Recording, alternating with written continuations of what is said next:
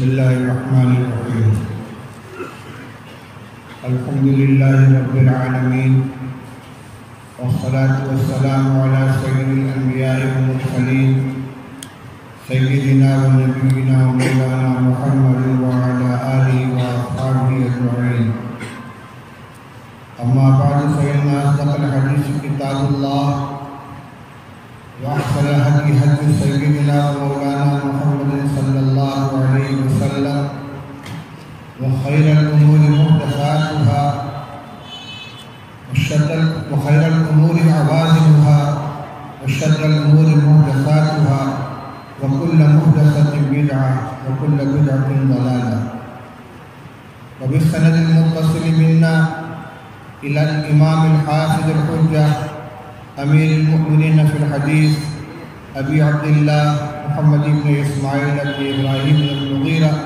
ابن بردزبة الجعفي البخاري الجماني رضي الله تعالى عنه وعن جميع المحدثين والأئمة الكرام، ونفعنا بعلومهم أجمعين. أما بعد، وبه أي بالسند المتصل إلى الإمام البخاري أنه قال: باب قول الله تبارك وتعالى: ونضع الموازين القسط ليوم القيامة وأن أعمال بني آدم وقولهم تؤذن. وقال مجاهد: القسطاس العدل بالرمية، ويقال والقسط مصدر المقسط وهو العادل، وأما القاسط فهو الجائر. وبه قال حدثنا أحمد بن أشكابة قال حدثنا محمد بن فضيل عن عمارة بن القعقاع عن أبي زرعة عن أبي هريرة رضي الله تعالى عنه قال: قال النبي صلى الله عليه وسلم: كلمتان حبيبتان إلى الرحمن خفيفتان على اللسان ثقيلتان في الميزان سبحان الله وبحمده سبحان الله العظيم. میرے عزیز طلبہ اور مجمع میں موجود علماء کرام، ابھی آپ کے سامنے بخاری شریف کی آخری حدیث خطبے اور سند کے ساتھ پڑھی گئی. یہ مجلس بخاری شریف کے آخری درس کے عنوان سے منعقد کی گئی ہے، جسے ختم بخاری کی تقریب کہا جاتا ہے. میں اس مبارک موقع پر، جبکہ یہاں ملت کے عمائدین اور ذمہ دار علماء اور سربراہان موجود ہیں، حدیث پاک کی مختصر تشریح سے پہلے چند ضروری گزارشات رکھنا چاہتا ہوں. اور وجہ یہ ہے کہ جامعہ اسلامیہ پٹیا بنگلہ دیش کے مرکزی مدارس میں شمار کیا جاتا ہے. یہاں سے اٹھنے والی آواز باوزن آواز ہوگی، اور یہاں سے جو پیغام جائے گا وہ تمام مدارس اور تمام طبقہ علماء کے لیے قابل قبول ہوگا. جو بات مجھے عرض کرنی ہے اس میں پہلی چیز تو یہ ہے کہ اس مرتبہ بنگلہ دیش کے اس مختصر سفر میں زیادہ پروگرام ختم بخاری شریف کا ہے. ابھی میری آمد کا تیسرا دن ہے اور ختم بخاری کی یہ چوتھی مجلس ہے. میں یہ عرض کرنا چاہتا ہوں کہ کسی زمانے میں کسی بزرگ نے، کسی عالم نے اپنے اساتذہ اور طلبہ اور محبین معاونین کی مجلس میں اہتمام کے ساتھ بخاری شریف کی آخری درس دے کر دعا کرائی ہوگی. لیکن یہ سلسلہ روز بروز ترقی کرتے کرتے آج ایک بہت بڑی تقریب کی شکل اختیار کر گیا ہے، بلکہ اگر مجھے آپ معاف فرمائیں تو یہ ایک رسم کی شکل اختیار کر گیا ہے. اکابر علماء دیوبند کا جو تعارف آپ کے سامنے حضرت رئیس الجامعہ نے فرمایا، یہ حضرت حکیم الاسلام قاری محمد طیب صاحب رحمۃ اللہ علیہ کی کتاب کے مقدمے کے اجزاء ہیں اور پوری کتاب کا خلاصہ ہے. لیکن ان تمام چیزوں کو جمع کر کے جو ہر حصے میں مسلک، مشرب، مذہب، فکر وغیرہ وغیرہ، ان سب کا خلاصہ ایک لفظ ہے، وہ ہے اعتدال۔ مسلک دیوبند بنیادی طور پر اعتدال پر مبنی ہے، ہر چیز میں اس کے اندر اعتدال ہے، جس کا شریعت میں حکم دیا گیا ہے۔ ان اللہ یأمر بالعدل والاحسان وایتاء ذی القربى وینہی عن الفحشاء والمنکر والبغی وکذلک جعلناکم امۃ وسطا لتکونوا شہداء علی الناس۔ اعتدال کا مطلب یہ ہوتا ہے کہ افراط اور تفریط دونوں سے بچا جائے، ہر چیز کو وہ حیثیت دی جائے جس کی وہ مستحق ہے، نہ اس کے مرتبے سے اس کو اوپر اٹھایا جائے، نہ اس کے درجے سے اسے نیچے گرایا جائے۔ یہ اعتدال ہی دین کی روح ہے، اور خاص طور سے ہمارے جماعت اور ہمارے اکابر کے مسلک و مشرب کا خلاصہ ہے۔ آپ اس ضابطے کی روشنی میں دیکھیں گے تو یہ جو تقریبات ہو رہی ہیں یقیناً یہ حد اعتدال سے آگے بڑھ رہی ہیں۔ چنانچہ ہمارے اکابر نے، حتیٰ کہ بنگلہ دیش کے بعد قدیم مفتیان کرام نے بھی، جن کے فتاویٰ چھپے ہوئے ہیں جیسا کہ مجھے معلوم ہے، انہوں نے ختم بخاری کی تقریب کے بارے میں اس میں پائی جانے والی چند رسومات کی بنا پر اسے بدعت قرار دیا ہے۔ وہ رسومات کیا ہیں؟ ایک تو یہ کہ اس موقع پر پانی دم کرانے کا بے حد اہتمام، اور اس دم کیے ہوئے پانی کو آب زمزم کی طرح متبرک سمجھ کر اس کے قطرے قطرے کی تقسیم۔ اسی طرح بعض اداروں میں شیرینی تقسیم کرنے کا اہتمام۔ میں نہیں سمجھتا کہ آپ کے اس ادارے کے اندر یہ دونوں چیزیں موجود ہیں، لیکن بہرحال جو عام طور پر جو طریقہ رائج ہے اس کی روشنی میں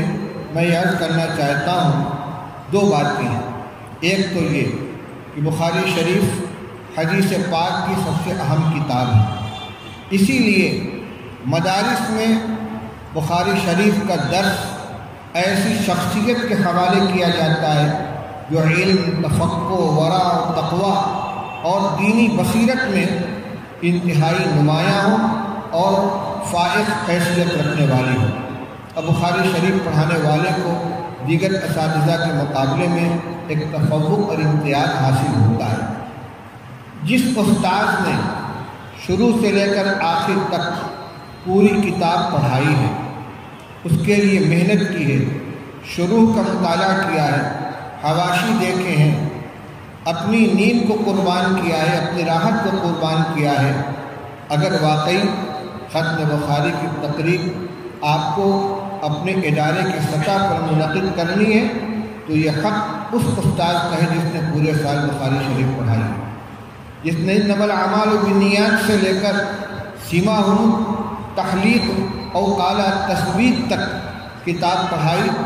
اسی کو حق پہنچتا ہے کہ وہ آخری حدیث کا بھی درس دے۔ اس نے طلبہ کے سامنے کتاب التوحید سے لے کر اس آخری حدیث تک، الرد علی الجہمیہ کے باب سے لے کر اس آخری حدیث تک تراجم ابواب کا جو تسلسل بیان کیا ہے، ہر حدیث کو بنیادی ترجمۃ الباب سے جوڑنے کا جو انداز اختیار کیا ہے، اس آخری حدیث کو بھی اسی ترجمۃ الباب اور اسی مرکزی عنوان کے ساتھ جوڑ کر اس بحث کی تکمیل کریں کہ دیکھو امام بخاری رحمۃ اللہ علیہ نے کتاب التوحید اور الرد علی الجہمیہ کے عنوان سے جو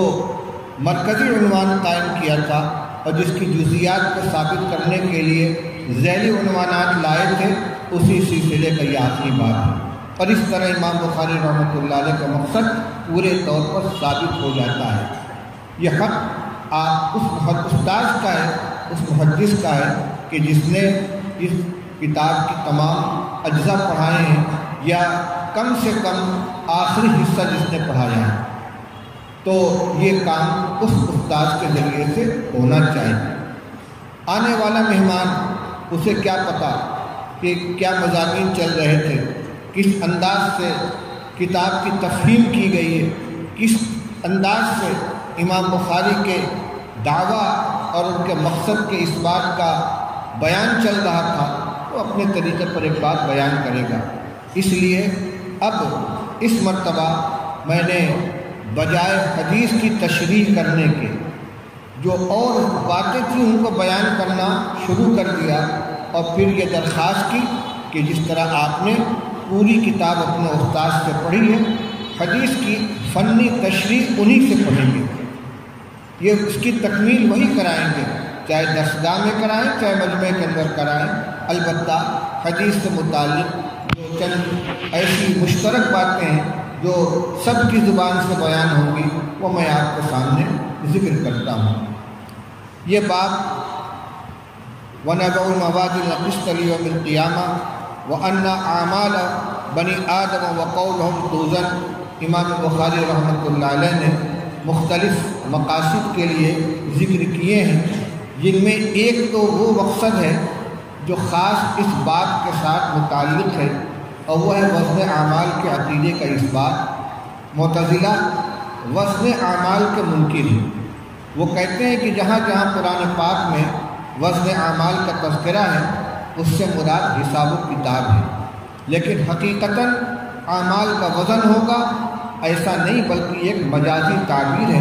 جبکہ اہل سنت والجماعت کا مسلک یہ ہے کہ اعمال وزن کیے جائیں گے، خواہ ان کے وزن کیے جانے کی جو بھی شکل ہو، نفس اعمال کو جواہر کی شکل دے دی جائے ان کا وزن ہو، یا نامہ اعمال کا وزن ہو، یا اور کوئی شکل ہو، لیکن اعمال ہی کا وزن ہوگا بلا کسی قرینہ صارفہ کے۔ کسی حدیث کو یا قرآن پاک کسی آیت کو اس کے حقیقی معنی سے ہٹا کر مجازی معنی پر محمول کرنا یہ صحیح نہیں ہے۔ جہاں تک یہ سوال ہے کہ اعمال ازراہ از قبیل اعراض ہیں، ان کو کیسے وزن کیا جائے گا، تو ہمیں وزن نہیں کرنا ہے، اللہ تعالیٰ کو وزن کرنا ہے، ہمارا مسئلہ نہیں ہے، اللہ کا مسئلہ ہے، اور وہ ہر چیز کے اوپر قادر ہے، وہ اعمال کو وزن کرے گا۔ اور اسی طریقے سے اعمال کے عموم میں اگرچہ اقوال بھی شامل ہیں، کیونکہ ہر عضو کے عمل کا الگ الگ نام ہوتا ہے، عمل سب ہے، سننا بھی ایک عمل ہے، دیکھنا بھی ایک عمل ہے، بولنا بھی ایک عمل ہے، چلنا بھی ایک عمل ہے، لیکن ہر ایک کا الگ الگ نام ہے۔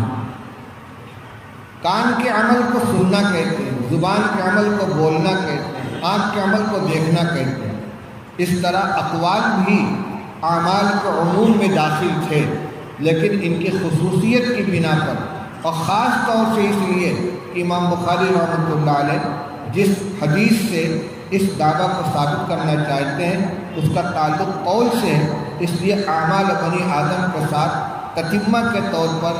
و اقوال ہم کو بھی شامل کر دیا کہ اعمال کا بھی وزن ہوگا اور اقوال کا بھی وزن ہوگا۔ اور اس کے اس بات کے لیے یہ روایت لے آئے ہیں جو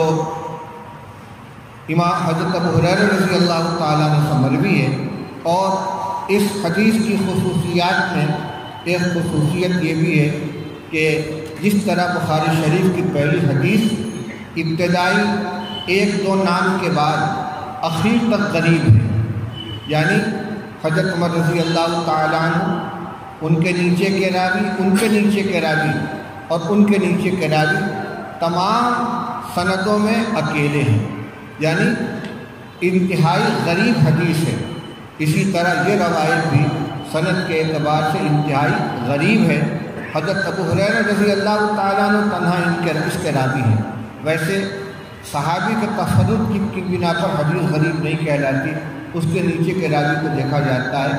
حضرت ابو ہریرہ سے نقل کرنے والے ابو زرع تنہا ہیں، ان سے نقل کرنے والے عمارہ ابن القعقاع بھی تنہا ہیں، اور غالباً ان سے نیچے نقل کرنے والے محمد بن فضیل بھی تنہا ہیں۔ ہمارے استاد حضرت مولانا سید فخر الدین صاحب مراد آبادی رحمۃ اللہ علیہ نے فرمایا تھا کہ امام بخاری رحمۃ اللہ علیہ نے قصداً اپنی کتاب کا آغاز بھی ایسی حدیث سے فرمایا کہ جو بڑی اہم ہونے کے باوجود، دینی تعلیمات کے خلاصے میں شامل ہونے کے باوجود سنداً اعلیٰ درجے کی غریب ہے، اسی طرح اپنی کتاب کا اختتام بھی ایسی حدیث سے فرمایا کہ جو سنداً انتہائی غریب ہے۔ مقصد یہ ہے کہ یہ بات تمام طلبہ حدیث کے ذہن میں جانشین ہو جائے کہ حدیث کی قوت اور ضعف الگ چیز ہے، صحت اور عدم صحت الگ چیز ہے۔ اس کا مدار روات کے حالات کے اوپر ہوتا ہے، ان کے ثقافت اور عدالت کے اوپر ہوتا ہے، اور غرابت کا تعلق الگ ہے۔ ہو سکتا ہے کہ ایک روایت انتہائی غریب ہو اور اعلیٰ درجے کی صحیح ہو، چنانچہ یہ دونوں روایتیں صحت کے اعتبار سے، یعنی اس کا ہر راوی اعلیٰ درجے کا راوی ہے، بلکہ بخاری شریف کی جو پہلی روایت ہے وہاں تو ہر راوی اپنے استاد سے حدث کی صراحت کے ساتھ روایت کر رہا ہے، عن کا لفظ اس میں استعمال ہی نہیں کیا گیا۔ ایسی اعلیٰ درجے کی روایت مگر غریب ہے، اور یہ بات اچھی طرح سمجھ لی جائے کہ کسی حدیث کے غریب ہونے سے اس کا ضعیف ہونا لازم نہیں آتا۔ اور آج کے زمانے میں ہمارے لیے اس میں ایک خاص بات یہ ہے کہ آپ نے ہدایہ اولین اور اخیرین پڑھی ہوگی۔ صاحب ہدایہ جب کسی مسئلے کی دلیل دیتے ہیں تو ایک دلیل نقلی اور ایک عقلی دیتے ہیں۔ نقلی دلیل کے لیے کبھی کہتے لقولہ تعالی اور کبھی کہتے لقولہ علیہ السلام، اور وہاں حدیث نقل کرتے ہیں۔ جہاں حدیث آتی ہے لقولہ علیہ السلام، آپ بین السطور اور حاشیے میں جو الدرایا ہے اس کو دیکھیں گے تو اس میں ملے گا قلت غریب جدہ، تو ہمارے غیر مقلد بھائی اعتراض کرتے ہیں کہ بیچارے احناف کے پاس صرف غریب حدیثیں ہیں، ان کی ہر حدیث غریب ہوتی ہے۔ حالانکہ ہمارے فقہا روایت باللفظ کا اہتمام نہیں کرتے، روایت بالمعنی کا اہتمام ان کے یہاں زیادہ ہے۔ ایک روایت ایک لفظ کے ساتھ غریب ہے لیکن دوسرے لفظ کے ساتھ مشہور کے درجے تک پہنچی ہوئی ہے، تو حالانکہ لفظ کے اوپر مدار نہیں رہتا، مگر اگر لفظ کے اعتبار سے حدیث غریب بھی ہے تو آپ کیا کہنا چاہتے ہیں؟ کیا غریب ہونے کا مطلب ضعیف ہے؟ استدلال کے لیے حدیث کا قوی ہونا، اس کا صحیح ہونا کافی ہے، غریب ہونے سے اس کے صحت و قوت کے اوپر کوئی اثر نہیں پڑتا۔ تو حضرت الاستاذ مولانا فخر الدین صاحب رحمۃ اللہ علیہ نے اس طرح متوجہ فرمایا کہ دیکھو یہ آخری حدیث بھی غریب ہے اور پہلی بھی حدیث غریب ہے، لیکن غریب ہونے کے باوجود انتہا درجے کی صحیح ہے۔ غریب اسی روایت کو تو کہتے ہیں کہ جس میں صحابی کے بعد کسی طبقے میں کوئی راوی اکیلا ہو، اس کا کوئی متابع موجود نہ ہو۔ یہاں حضرت ابو زرع کا کوئی متابع نہیں ہے،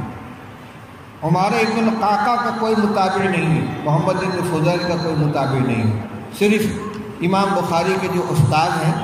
ان کے متابعین موجود ہیں۔ چنانچہ بخاری شریف کے اندر یہ روایت اس سے پہلے 3-4 جگہ آ چکی ہے، کہیں کلمتان، کہیں سبحان اللہ و بحمدہ مقدم ہے، کہیں سبحان اللہ العظیم مقدم ہے۔ اب اسی کو دیکھ لیجئے کہ رسول اللہ صلی اللہ علیہ وسلم نے ان 2 کلموں کو بیان فرمایا،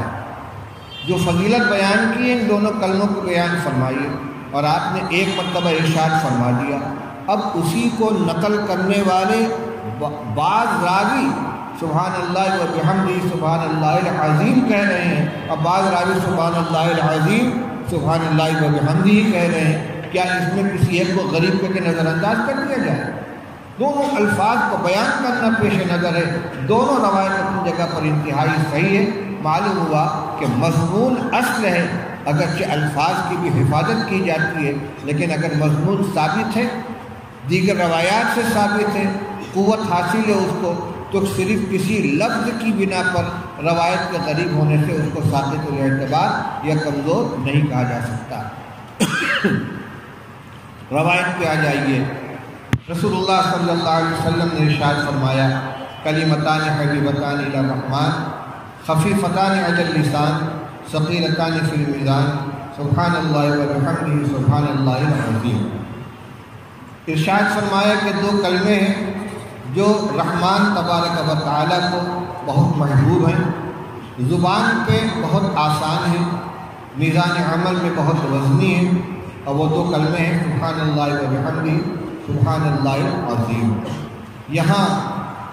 کلمتان سے مراد نحو کا اصطلاحی کلمہ نہیں ہے، بل کلمۃ لفظ وضع لمعنی مفرد نہیں، بلکہ نحوی اصطلاح کے اعتبار سے جو کلام کہلاتا ہے، جملہ کہلاتا ہے، وہ مراد ہے۔ اور آپ اگر دیکھیں گے تو قرآن و حدیث میں اکثر و بیشتر لفظ کلمہ کلام ہی کے معنی میں استعمال کیا گیا ہے۔ وَكَلِمَةُ اللَّهِ هِيَ الْعُلْيَا، اللہ کی بات سب سے اوپر ہے۔ مثل کلمۃ ضرب اللہ مثلا کلمۃ طیبۃ کشجرۃ طیبۃ، یہاں بھی کلمہ سے مراد کلام ہے، لا الہ الا اللہ محمد رسول اللہ۔ اسی طرح اور بھی جہاں قرآن پاک کے اندر لفظ کلمہ آیا ہے وہ کلام کے معنی میں ہے، اور رسول اللہ صلی اللہ علیہ وسلم نے بھی کلمہ کا لفظ کلام ہی کے معنی میں استعمال فرمایا ہے۔ تو مطلب یہ کہ یہاں دو بول ہیں، دو باتیں ہیں، دو جملے ہیں جو اللہ تعالیٰ کو بہت محبوب ہیں۔ حبیبتان الی الرحمن خفیفتان علی اللسان ثقیلتان فی المیزان، اللہ کو بہت محبوب ہے، ان کا پڑھنا، ان کا بولنا اللہ کو پسند، اور اس کے پڑھنے والے، اس کے ورد کرنے والے اللہ کو پسند، اور اسی محبوبیت کی بنا پر معمولی عمل پر بہت زیادہ اجر و ثواب اللہ کی طرف سے عطا فرمایا جاتا ہے۔ عام ضابطہ یہ ہے کہ الغنم بالغنم، جتنی مشقت ہوتی ہے اسی کے اعتبار سے اجر و ثواب ملتا ہے۔ تو جس کلمے کی ادائیگی انتہائی آسان ہے، زبان پہ ہلکی ہے، وقت بھی خرچ نہیں ہوتا، مشقت بھی نہیں ہوتی، تو ہلکی محنت پر ہلکا اجر ملنا چاہیے۔ لیکن چونکہ پہلے ہی بتا دیا گیا کہ حبیبتان الی الرحمن، یہ عمل اللہ، یہ دونوں کلمے اللہ کو بہت محبوب ہیں، اس لیے اللہ کے نزدیک محبوب ہونے کی بنا پر ادائیگی آسان ہونے کے باوجود ان پر اجر ملے گا، اور ثقیلتان فی المیزان، وزن اعمال کے وقت ان کا وزن بہت زیادہ ہو جائے گا، بہت زیادہ نامہ اعمال میں ان کی نیکی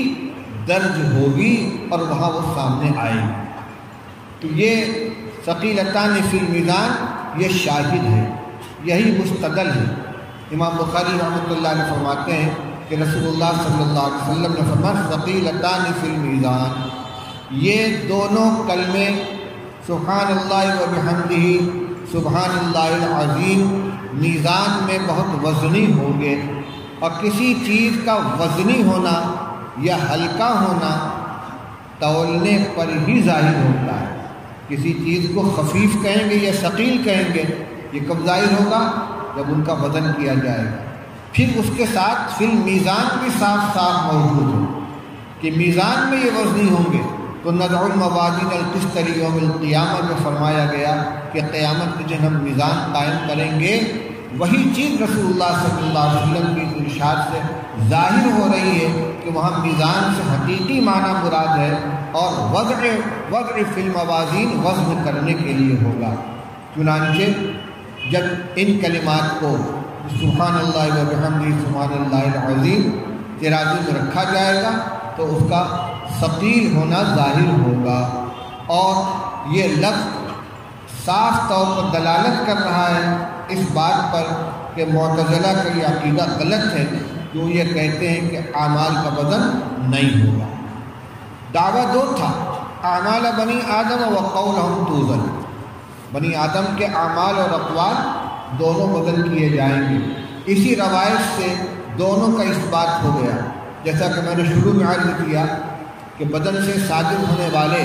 کسی بھی عضو سے جو اعمال ہوتے ہیں وہ سب کے سب ایک اجمالی نام اعمال کے اندر داخل ہے۔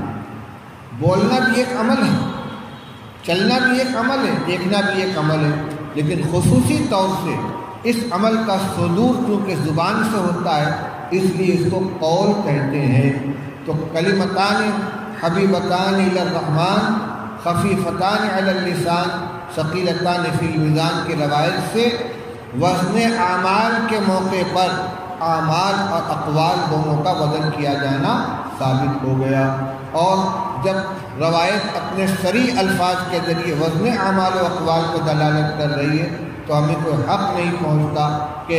ہم اس کو حقیقی معنی سے پھیر کر کسی مجازی معنی پر محمول کریں۔ سبحان اللہ و بحمدہ سبحان اللہ العظیم، یہ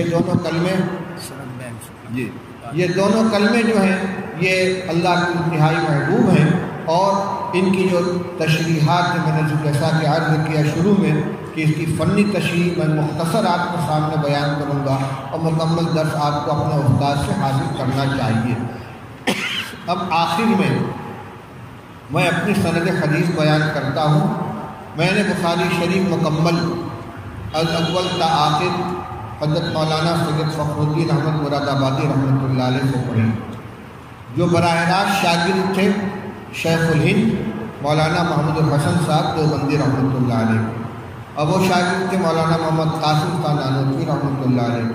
وہ شاہ عبد الغنی صاحب مجددی کے، وہ شاہ اسحاق صاحب دہلوی کے، وہ شاہ عبد العزیز صاحب محدث دہلوی کے، وہ حضرت شاہ ولی اللہ صاحب محدث دہلوی رحمۃ اللہ علیہ، اور حضرت شیخ الہند رحمۃ اللہ علیہ کے آگے کی سند آپ سب کو معلوم ہے۔ یہاں صرف اتنا ذہن نشین رہنا چاہیے کہ میرے اور شیخ الہند رحمۃ اللہ علیہ کے درمیان کیا واسطہ ہے۔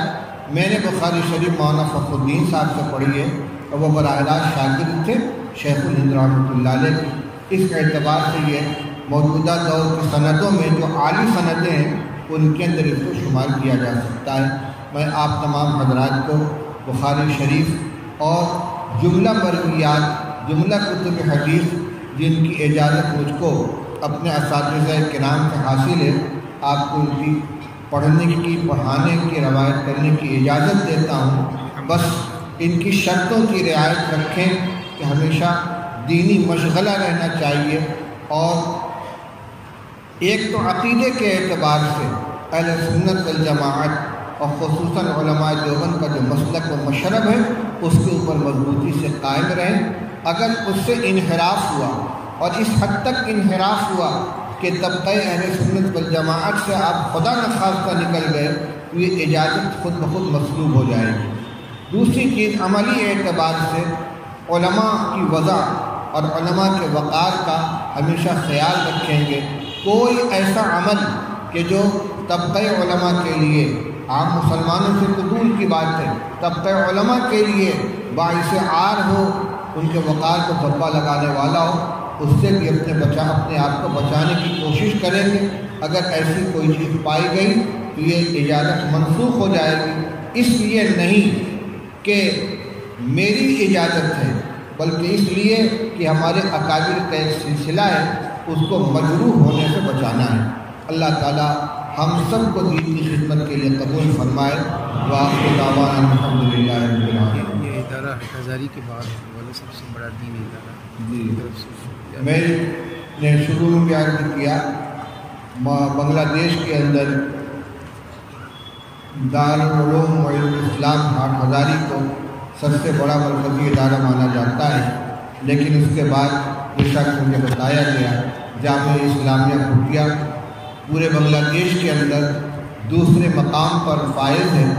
اور اس کو مرکزی ادارے کی حیثیت حاصل ہے۔ اس سے پہلے بھی یہاں مختصر حاضری ہوئی ہے، لیکن باقاعدہ پروگرام کے اندر آج پہلی مرتبہ حاضری ہوئی، اور آج میں حضرت رئیس الجامعہ کے حکم کی تعمیل کر سکا ہوں۔ اسی مناسبت سے میں نے چند باتیں ابتدائی آپ کے سامنے عرض کی تھی تقریبات کے سلسلے میں، تاکہ اس مرکز کی اگر اس پر تائید ہو گئی اور اس نے اس کو اختیار کر لیا تو انشاءاللہ پورے بنگلہ دیش کے اندر اعتدال پیدا ہو جائے گا۔ دارالعلوم دیوبند میں الحمدللہ پہلے سے عمل ہو رہا ہے۔ دارالعلوم دیوبند میں ختم بخاری کی کوئی تقریب نہیں ہوتی، کسی کو خبر بھی نہیں ہوتی، اساتذہ اور طلبہ کو بھی معلوم نہیں ہوتا۔ اچانک کسی دن استاد کہہ دیتے ہیں کہ بھائی آج آخری حدیث پڑھو، سلسلہ چلتا رہتا ہے، لیکن آخر میں کبھی ایک صفحہ سبق ہوتا ہے، کبھی 2 صفحہ ہوتا ہے، اس لیے متعین طور سے معلوم نہیں ہوتا کہ آخری حدیث کس دن ہوگی۔ کہتے ابھی آج پڑھ لو، جو طلبہ موجود ہیں پڑھ لی یا دعا ہو گئی، رخصت ہو گئے۔ پہلے ہوتا تھا، لیکن ایک ہنگامہ رہتا تھا دارالعلوم دیوبند کے اندر، تمام اطراف کے گاؤں والے آ جاتے تھے، بوتلوں کی لائن لگی ہوئی ہے، ڈرم میں پانی دم کرایا جاتا تھا، قطرے قطرے کے لیے لڑائی ہوتی تھی۔ تو آج سے 8-10 سال پہلے مجلس شورا نے باقاعدہ تجویز منظور کر کے اس سلسلے کو ختم کر دیا۔ الحمدللہ نہ کسی کو شکایت ہے، نہ کوئی پریشانی ہے، بڑے سکون کے ساتھ کام ہوتا ہے۔ آپ بھی اس مرکزی ادارے کے اندر اس کا آغاز کر دیں، اللہ تعالیٰ مدد فرمائیں گے۔ وآخر دعوانا الحمدللہ رب العالمین۔ دعا فرمائے بھائی، اس مجمع کے اندر بہت سے حضرات اپنی اپنی ضرورتیں، اپنی اپنی مرادیں لے کر حاضر ہوئے ہیں۔ اس بابرکت مجلس میں اللہ تعالیٰ ہماری تمام دعاؤں کو قبول فرمائے۔ اللہم صلی علی سیدنا مولانا محمد وعلی آلہ واصحابہ وبارک وسلم۔ ربنا آتنا فی الدنیا حسنۃ وفی الآخرۃ حسنۃ وقنا عذاب النار۔ اللہم بارک لنا فی اسماعنا وابصارنا وقوتنا ما احییتنا واجعله الوارث منا واجعل ثارنا على من ظلمنا ولا تجعل مصیبتنا فی دیننا ولا تسلط علینا من لا یخافک فینا ولا یرحمنا۔ ربنا آتنا فی الدنیا حسنۃ وفی الآخرۃ حسنۃ وقنا عذاب النار۔ اللہم انا نسألک علما نافعا وعملا صالحا ورزقا واسعا حلالا طیبا۔ اللهم اصلح لنا ديننا الذي هو عصمة أمرنا واصلح لنا دنيانا التي فيها معاشنا واصلح لنا آخرتنا التي فيها معادنا يا حي يا قيوم برحمتك نستغيث اصلح لنا شأننا كله ولا تكلنا إلى أنفسنا طرفة عين ولا تنزع منا صالح ما أعطيتنا اللهم وفقنا لما تحب وترضى من القول والفعل والعمل والنية والهدى اللهم إن قلوبنا ونواصينا وجوارحنا بيدك لم تملكنا منها شيئا فإذا فعلت ذلك بنا فكن أنت ولينا واهدنا إلى سواء السبيل اللهم لا سهل إلا ما جعلته سهلا وأنت تجعل الحزن سهلا إذا شئت لا إله إلا الله الحليم الكريم سبحان الله رب العرش العظيم والحمد لله رب العالمين نسألك موجبات رحمتك وعزائم مغفرتك والسلامة من كل إثم والعصمة من كل ذنب والغنيمة من كل بر اللهم لا تدع لنا ذنبا إلا غفرته ولا هما إلا فرجته ولا ضرا إلا كشفته ولا دينا إلا أديته ولا مريضا إلا شفيته ولا مبتلا إلا عافيته ولا حاجة من حوائج الدنيا والآخرة هي لك رضا ولنا فيها نجاح إلا قضيتها ويسرتها يا أرحم الراحمين۔ یا اللہ ہم سب کی تمام پریشانیوں کو دور فرما، یا اللہ ہماری کامل مغفرت فرما، چھوٹے بڑے تمام گناہوں کو معاف فرما، یا اللہ ہماری ہر ضرورت کو اپنی خزانہ غیب سے پوری فرما، یا اللہ ہمیں اپنے علاوہ کسی کا محتاج نہ بنا، یا اللہ جن طلبہ نے آج کتاب کی تکمیل کی ان کو اپنی دین کی خدمت کے لیے قبول فرما لے، ان کے علم میں برکت عطا فرما، ان کو دین کا سچا خادم بنا دے، یا اللہ ہر طرح کی امتحان اور آزمائش سے ان کی حفاظت فرما، اے اللہ ان کو اپنے اساتذہ کا صحیح خادم اور اپنے ادارے کا صحیح نمائندہ بنا کر میدان عمل کے اندر اترنے کی توفیق عطا فرما، اور قدم پر ان کی مدد ان کی شامل حال فرما، پڑھنے والے کسی بھی تعلیم کو علم دین سے محروم نہ فرما، اساتذہ کی خدمات کو قبول فرما، ان کی عمروں میں برکت عطا فرما،